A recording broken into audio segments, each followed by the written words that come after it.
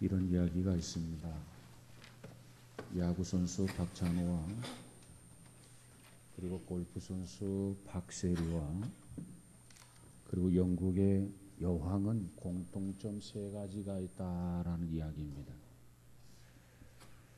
이 박찬호와 그리고 박세리와 영국의 여왕이 어떤 부분에 의해서 공통점 세 가지가 있다고 하는가?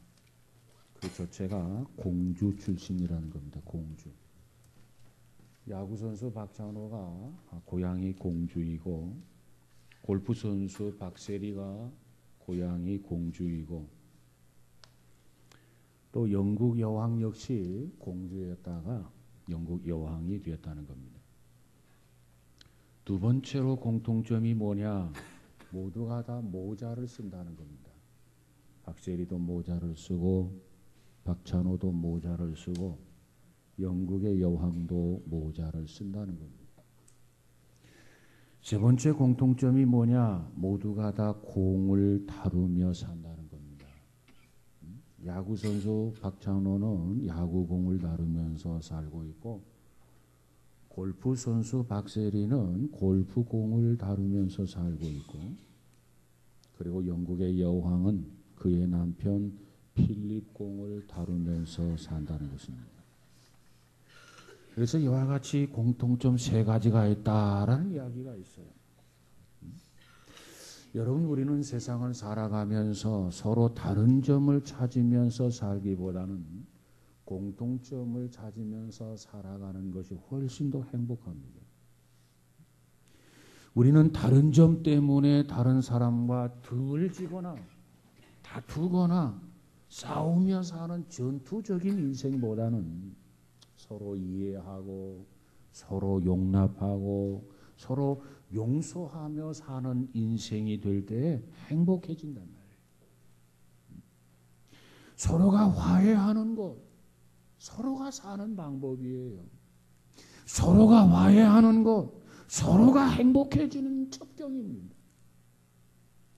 그런데도 불구하고 우리는 화해하기에 인색한 우리의 모습인 것을 시인하지 않을 수가 없습니다. 오늘 본문에 보면 용서에 대해서 새로운 교훈을 주님께서 우리에게 주시는 메시지가 담겨져 있어요. 이스라엘의 랍비들은 이웃이 범죄하면 3번까지 용서하라는 겁니다. 그 이상은 용서할 필요가 없다는 거예요. 그런데 예수님께서는 유대인들의 전통적 어떤 그 습관이나 그 랍비들의 가르침이나 7번까지 용서하겠다는 이 베드로의 제안까지도 거부하면서 당신의 초월적인 권위를 가지고 용서에 대해서 새 지평을 여셨습니다. 고대 이스라엘에서는 보복과 형벌이 끝이 없는 것이라고 했다고 한다면 오늘 우리는 보복과 형벌이 끝이 없는 것이 아니라 우리에게는 자비와 용서가 끝이 없는 것이 되어야 된다는 거예요. 여러분, 그런 의미에서 하나님은 우리를 용서하셨습니다. 그리고 하나님이 우리에게 당부하기를 용서하라는 거예요. 우리가 용서를 받았기 때문에 이제 용서해라. 여러분, 우리가 받은 용서는 어떠한 용서입니까? 엄청난 용서예요. 크나큰 용서예요. 주님은 우리에게 말하기를 내가 너희를 사랑한 것 같이 너희도 서로 사랑해라.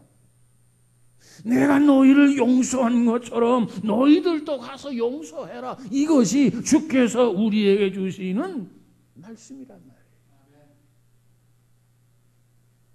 그러므로 용서 그 자체가 사실 축복입니다.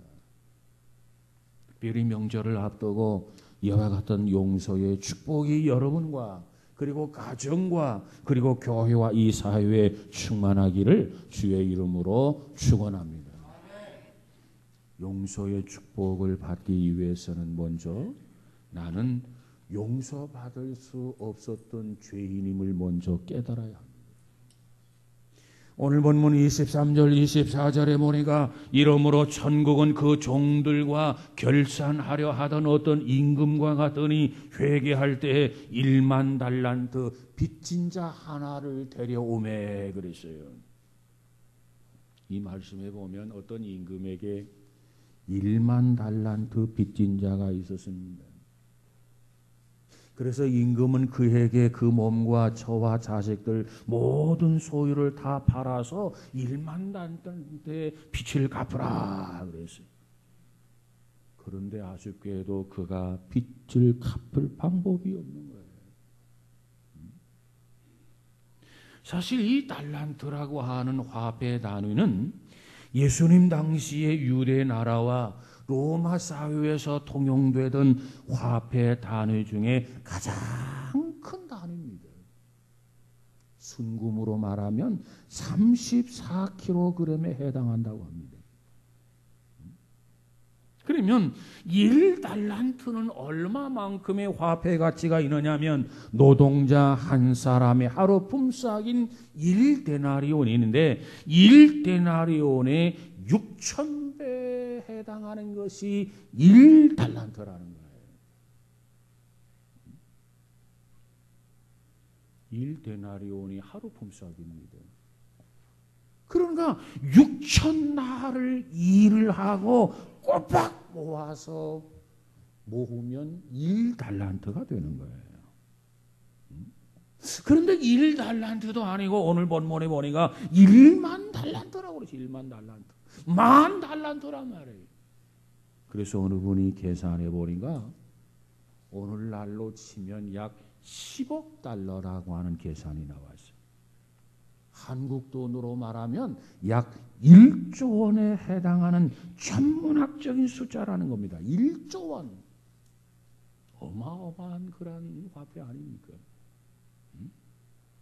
여러분 1조 원이나 되는 그 빚을 우리가 어떻게 갚겠습니까? 무슨 수로 그 빚을 갚을 수 있겠습니까?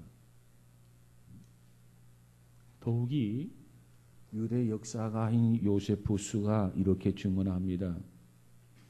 당시 유대 전역에서 세금을 모은 그 세금이 얼마냐면은 고작 800달란트에 불과했다는 거예요. 유대 나라에서 세금을 이렇게 모으면 토탈 800달란트에 불과했다는 겁니다. 거기에 비하면 1만 달란트라고 하는 이 화폐 단위가 얼마나 큰 단위냐 그 말이에요. 그 화폐 가치가 얼마나 큰가 하는 것을 우리가 대략 짐작할 수 있으리라고 생각합니다.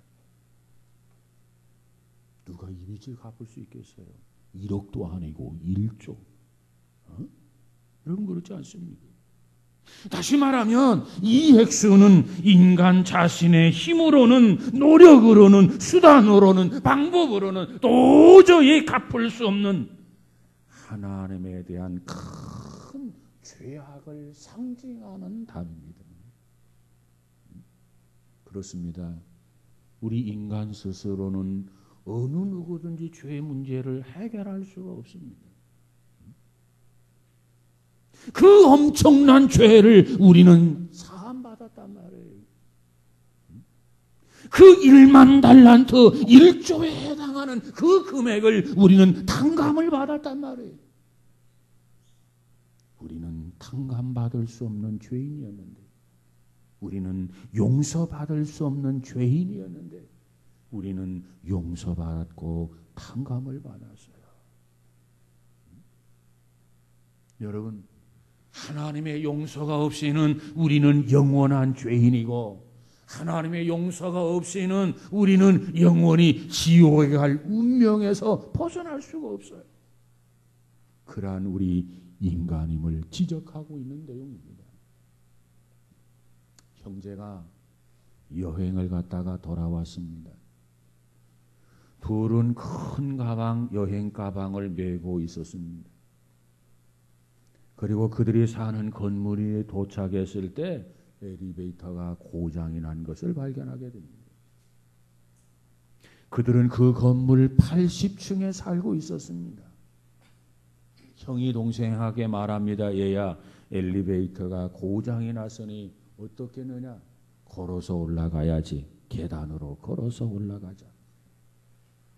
그래서 그들은 함께 계단으로 올라가기 시작합니다. 너무너무 힘들고 너무너무 고통스러웠습니다. 겨우겨우 20층까지 올라왔습니다. 그때 형이 다시 동생에게 이렇게 말합니다. 야, 가방이 너무너무 무겁다. 여기에 내려놓고 가자. 일단 집에 올라가 있다가 내일 돌아와서 다시 이 가방을 가져가자. 그 말을 들었던 동생도 그게 좋을 것 같아서 그렇게 하자고. 그리고 여행 가방을 20층에 놓고 계속해서 위로 올라갔습니다. 힘들게 올라갔어요. 40층에 도착했을 때 동생은 형을 원망하기 시작을 합니다. 그래서 둘은 티격태격 싸우면서 혈기를 부리면서 그렇게 60층까지 올라갔어요. 지쳤던 형이 동생에게 말합니다. 야, 이제는 앞으로 20층밖에 남지 않았다. 이제 그만 싸우고 우리 조용히 올라가자. 그래서 마침내 80층 그들은 집 문 앞에 도착을 했습니다. 힘들게 올라왔지요. 그래서 한숨을 돌리면서 형이 동생에게 거드름을 피우면서 이렇게 말합니다. 야, 빨리 문 열어. 그러나 동생의 눈이 동그랗게 변하고 형한테 이렇게 말합니다. 형, 장난하지 마. 열쇠는 형이 가지고 있잖아. 응? 장난하지 마, 형. 열쇠는 형이 가지고 있잖아. 열쇠는 그들이 20층에 놓고 온 가방 안에 들어 있었습니다. 참으로 답답한 이야기죠. 근데 이것이 우리 인생이라는 거예요. 이 이야기는 우리의 인생을 반영하고 있습니다. 오늘 많은 사람들이 20살 전에는 그저 가족과 선생님의 기대 속에서 스트레스를 받으며 살아갑니다. 20살이 지난 후에는 뜨거운 혈기로 자기 자신의 꿈을 실현해 나갈 준비를 합니다. 20년 동안 일하고 난 후에 나이 40쯤 되면 야, 세상이라는 것이 그렇게 참 마음대로 되지 않는구나. 세상 사는 것이 결코 쉽지 않구나. 그러면서 사장을 원망하고 회사를 원망하고 사회 구조를 원망합니다. 이러한 회한과 상심 속에서 20년이 훌쩍 지나갑니다. 이제 나이 60이 되면 이제 원망할 대상도 없습니다. 그래서 그때부터는 묵묵히 자신의 남은 생일을 걸어갑니다. 그리고 80세가 되고 삶이 끝나게 되는 것이 인생이라는 이야기예요. 무언가 미처 완성하지 못한 일이 있는데 내 나이가 벌써 80이 되었구나. 그리고 한참 동안 생각한 끝에 내가 그래도 20살에는 정말 꿈이 있었는데 비전이 있었는데 아무것도 하지를 못했구나. 아무것도 이루지 못하고 하는 것을 생각할 때 마음이 답답해지는 겁니다. 지난 82년 동안 한 것이라고 하는 게 뭐가 있나? 그저 내놓을 만한 것이 뭐가 있나? 별로 없어요. 그렇다고 다시 돌아갈 수도 없고요. 이처럼 실수와 후회를 끝없이 반복하다가 끝나는 것이 너나 나나 우리 모두의 인생이라고 하는 것입니다. 여러분, 인간은 전적으로 타락했기 때문에 죄의 문제를 자기 자신의 어떠한 능력으로, 어떠한 수단으로, 어떠한 방법으로 해결할 수가 없어요. 그 해결할 능력이 인간에게는 없단 말이에요. 아무리 지혜로워도, 아무리 물질을 가지고도, 아무리 선행을 가지고도, 아무리 의지가 확실해도 죄에서 벗어나려고 몸부림을 쳐도 1만 달란트의 그 빚을 갚을 수 없어요. 그 엄청난 죄의 문제를 해결할 길이 전혀 없어요. 임금 앞에서 누구나 다 빚진 자입니다. 하나님 앞에서 누구나 다 죄인입니다. 내가 특별히 죄인입니다. 그 중에서도 괴수입니다. 괴수. 하나님 앞에 설 수 없는, 용서받을 수 없는 죄 많은 존재였단 말이에요. 우리는 이걸 알고 날마다 겸손해야 합니다. 하나님 용서해 주십시오. 용서를 사모하면서 살아가야 됩니다. 사랑하는 여러분, 우리 모두가 다 죄인임을 깨닫고 하나님이 용서하지 아니하면 용서받을 수 없음을 깨닫고 늘 겸손하게 하나님 앞에 용서를 사모하는 그러한 성도가 되시기를 주의 이름으로 축원합니다. 두 번째로, 나는 용서받은 의인입니다. 오늘 본문 26절 27절에 보니까 그 종이 엎드리어 절하며 가로되 내게 참으소서 다 갚으리이다 하거늘 그 종의 주인이 불쌍히 여겨 놓아 보내며 그 빚을 탕감하여 주었더니 그랬어요. 탕감이란 뜻이 뭡니까? 진 빚을 몽땅 없는 것으로 해주는 것이 탕감 아닙니까? 빚진 자가 임금에게 엎드려서 감히 탕감해 주십시오 말을 못했어요.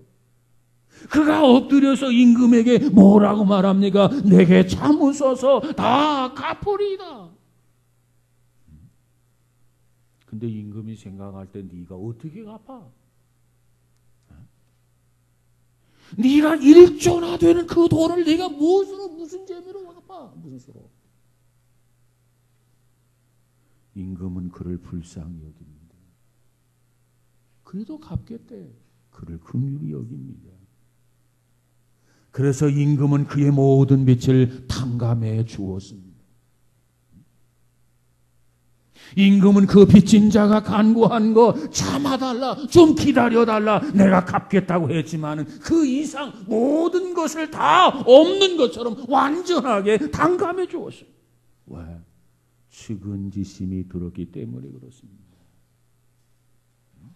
그를 긍휼히 여기는 마음, 불쌍히 여기는 마음으로 그에게 모든 것을 다 탕감해 주었습니다. 우리가 하나님 앞에 용서받는 것, 하나님의 은혜가 아니고는 불가능합니다. 하나님께서 우리의 죄를 다 사해 주시는 것, 하나님의 긍휼이 있어야만 해요. 여러분, 불쌍히 여겨서 놓아 보내면서 그 빚을 탕감해 준 임금의 행위는 석방과 사면이라는 두 가지 법적 행위를 의미합니다. 완전히 다 용서한 거예요. 완전히 다 사해 주신 거예요. 완전히 다 탕감한 거예요. 자신이 지었던 엄청난 죄악, 그것을 인정하고 그것을 놓고 용서를 간청하는 죄인을 하나님께서 양심의 가책에서 완전히 해방시켜 주실 뿐만 아니라 죄에 대한 아무런 보상도 없이 하나님이 일방적으로 의롭다, 의인이다 이렇게 선언해 주신 거예요. 그래서 우리는 의인이 된 거예요. 우리가 뭘 해서가 아니라 예수님께서 우리로 말미암아서 십자가를 지셨어요. 십자가를 지지 않으면 안 되었어요. 와, 죄를 사할 방법이 없다고. 그래서 예수님이 이 땅에 오셨고, 그래서 예수님이 십자가를 지셨고, 피를 아낌없이 쏟아주셔서 그 피값으로 하나님은 우리의 죄악을 용서하셨음을 믿으시기 바랍니다. 우리가 용서받고 하나님의 자녀가 되고 백성이 된 것은 이와 같은 하나님의 전적인 사랑과 전적인 은혜로 이루어진 거예요. 그걸 깨닫는다면 우리가 하나님 앞에 감사하지 않을 수 없죠. 하나님을 찬양하지 않을 수 없지요. 살아도 주를 위해서, 죽어도 주를 위해서, 주의 영광을 위해서 살지 않을 수가 없어요.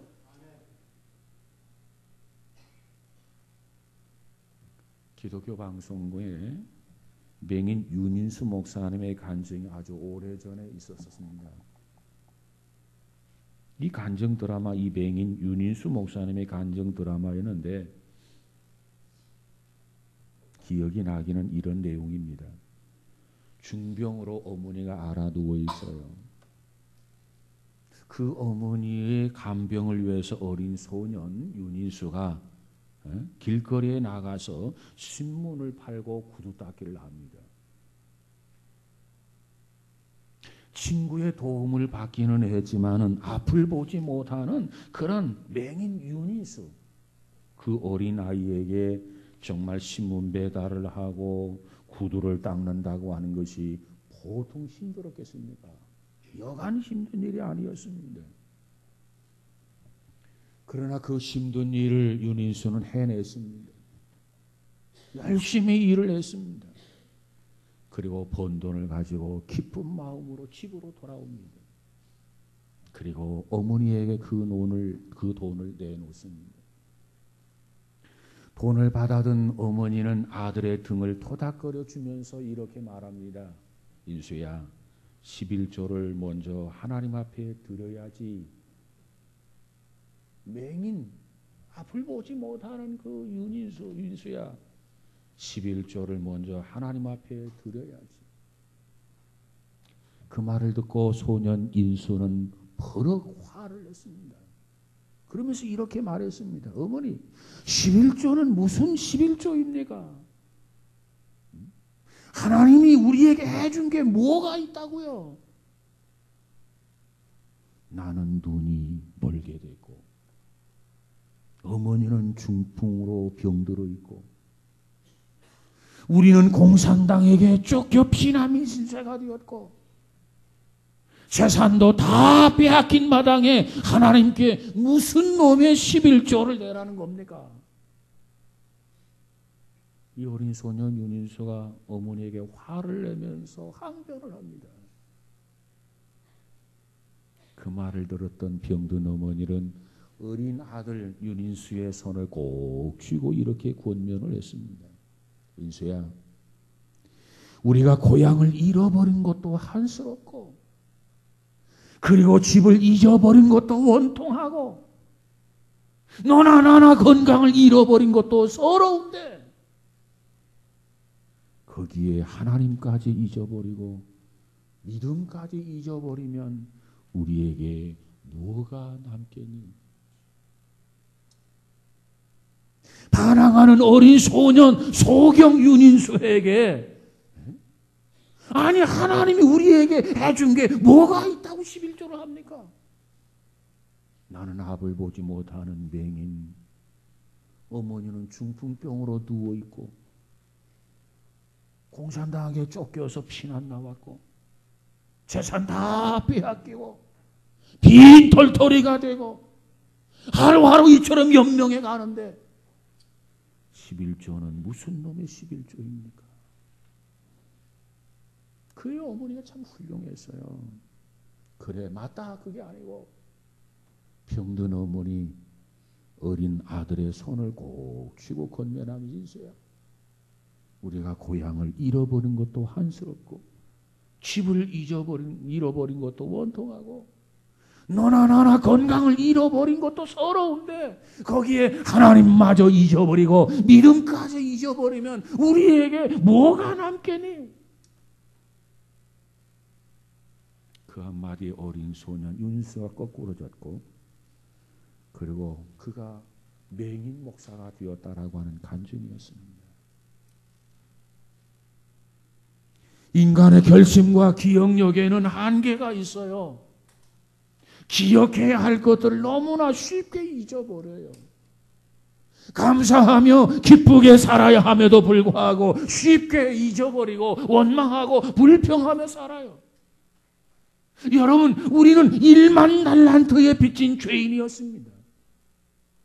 하나님의 전적으로 여겨주시는 긍휼과 은혜로 우리는 탕감을 받았어요. 사함을 받았어. 이제 우리는 용서받은 의인이에요. 그런데 그 감격을 너무나 쉽게 잊어버려요.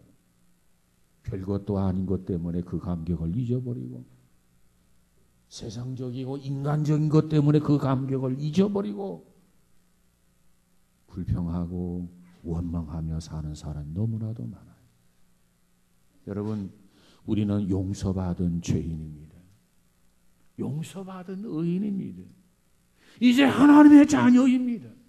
이제 하나님의 백성입니다. 여러분, 이 사실을 잊지 아니하고 여러분 마음 신비에 새겨서 일생을 감사하고 일생을 찬송하며 용서받은 의인으로 살아가는 우리 모두가 되시기를 주의 이름으로 축복합니다.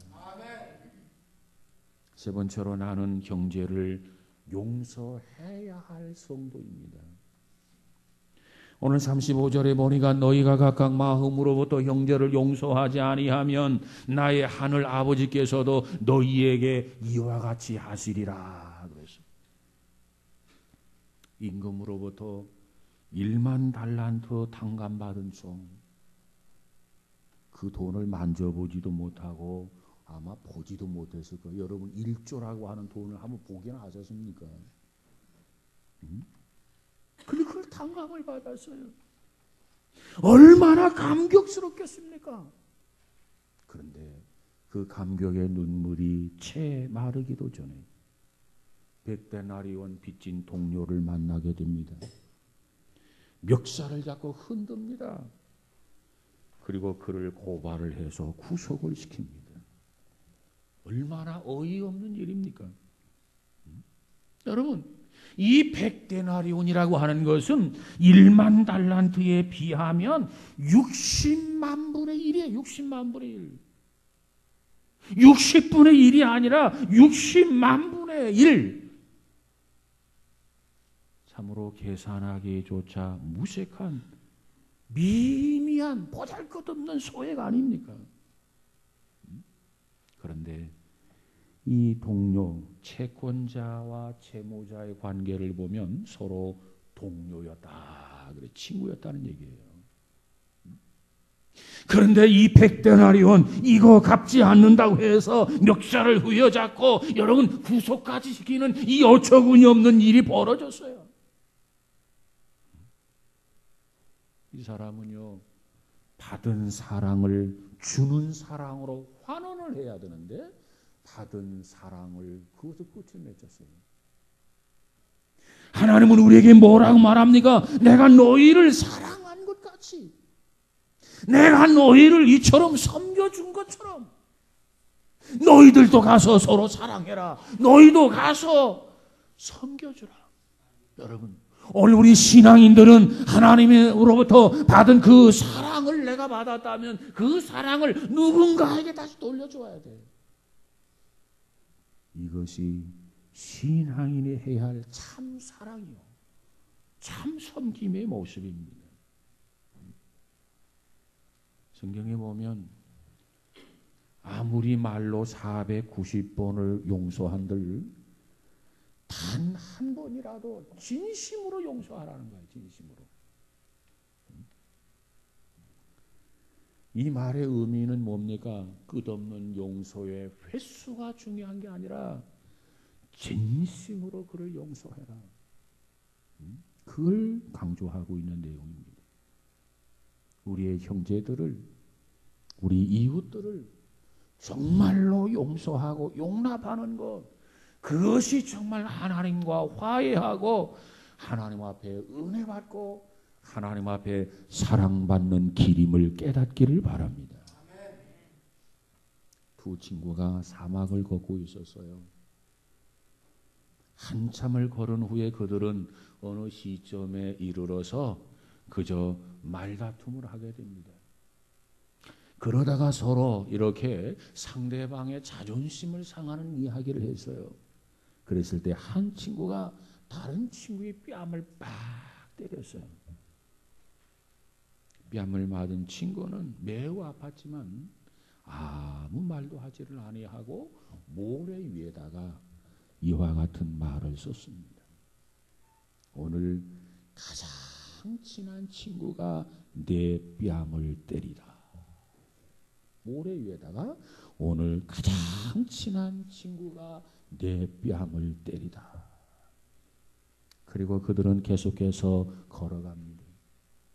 오아시스를 찾아서 걸어갑니다. 그리고 오아시스를 찾았습니다. 그리고 거기서 목욕을 하고 있는데 뺨을 맞았던 친구가 수렁에 점점점 빠져 들어가는 겁니다. 점점 가라앉는 거예요. 이것을 보고 뺨을 때렸던 친구가 서둘러서 그를 구해내게 됩니다. 친구가 아니었으면 수렁에 빠져서 죽을 뻔했어요. 친구의 도움으로 목숨을 건졌던 그는 이제 돌 위에다가 다음과 같은 글을 새겼습니다. 오늘 가장 친한 친구가 내 생명을 구하다. 오늘 가장 친한 친구가 내 생명을 구하다. 그것을 지켜보았던 그를 구해주었던 친구가 이렇게 물었습니다. 아니, 아까는 모래 위에다가 오늘 가장 친한 친구가 내 뺨을 때리다 이렇게 쓰더니 아니 이제는 어떻게 오늘 가장 친한 친구가 내 생명을 구하다 이렇게 모래가 아닌 돌에 새기느냐 이렇게 물었어요. 아까는 모래 위에 썼단 말이에요. 근데 이제는 돌 위에 새기더라는 거예요. 도대체 그 이유가 뭐냐? 그랬더니 그가 이렇게 대답을 합니다. 누군가 나를 아프게 한 사실을 모래 위에 쓰는 것은 뺨을 맞았으니까 아팠고 그 아픈 사실을 모래 위에 쓰는 것은 용서의 바람이 불어와 지워버릴 수 있도록 하기 위해서 내가 모래 위에 썼다는 거예요. 이곳은 사막이에요. 모래 위에 이 글을 쓰고 난 다음에 아마 잠깐 후 바람이 쫙 불으면 그 모래에 썼던 그 글이 전부 다 사라져버리고 말았을 거예요. 오늘 가장 친한 친구가 내 뺨을 때리다. 용서의 바람이 불어와서 그 글을 지워버릴 수 있도록 하기 위해서 모래 위에 글을 썼다는 겁니다. 그렇지만 누군가가 나에게 선을 행했을 때, 누군가가 나에게 어떤 유익을 주었을 때, 누군가가 나에게 어떤 도움을 주었을 때, 그것은 절대로 바람에 날아가서는 안 되는 일이요.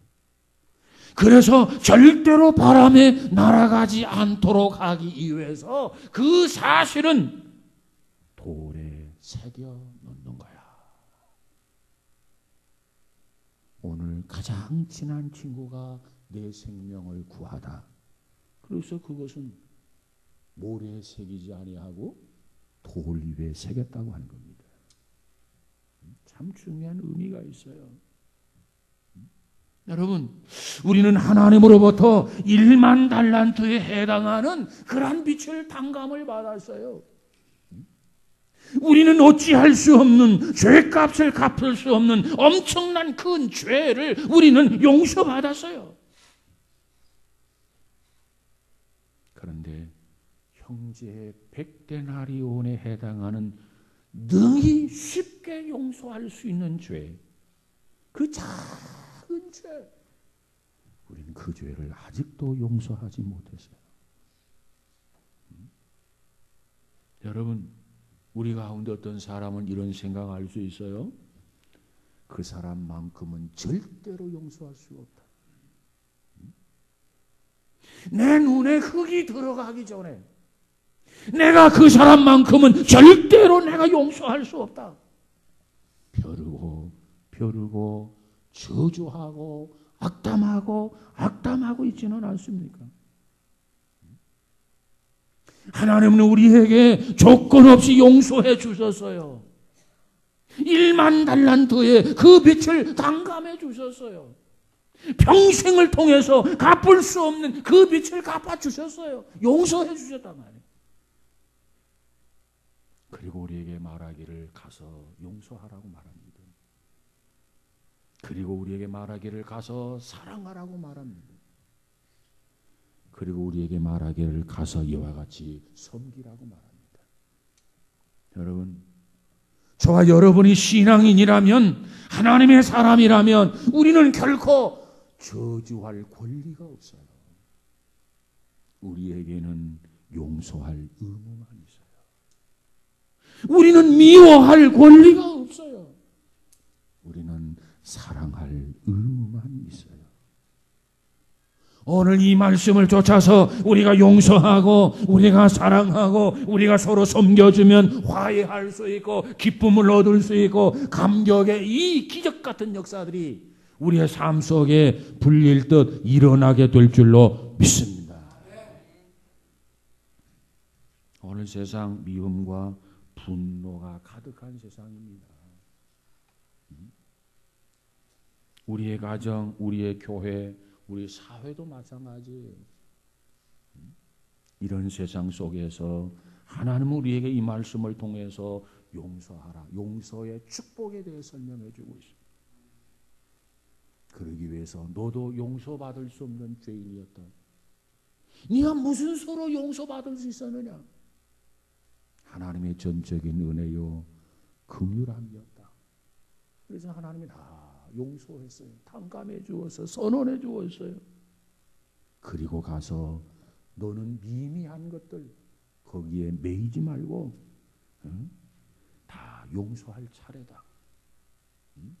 하나님은 우리에게 이렇게 설명해 주고 있어요. 특별히 이번 주에 추석 명절이 있어요.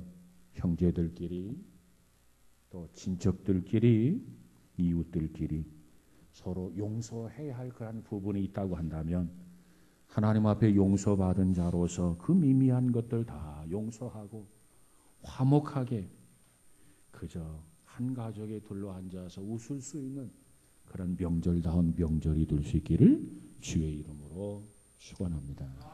기도하십시다. 거룩하신 하나님, 용서하는 그 자체가 축복임을 깨닫게 하여 주옵소서. 용서하는 것이 억울한 것이 아니라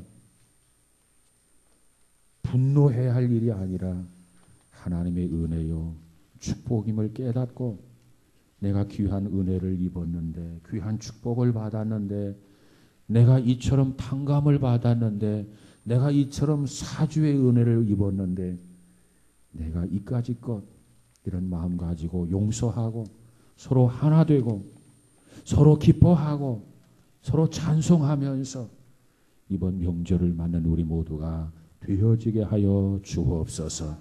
성령께서 우리에게 도와주시고 역사해 주셔서 결단하는 축복이 있어지게 하옵소서. 예수님 이름으로 기도하옵나이다. 아멘.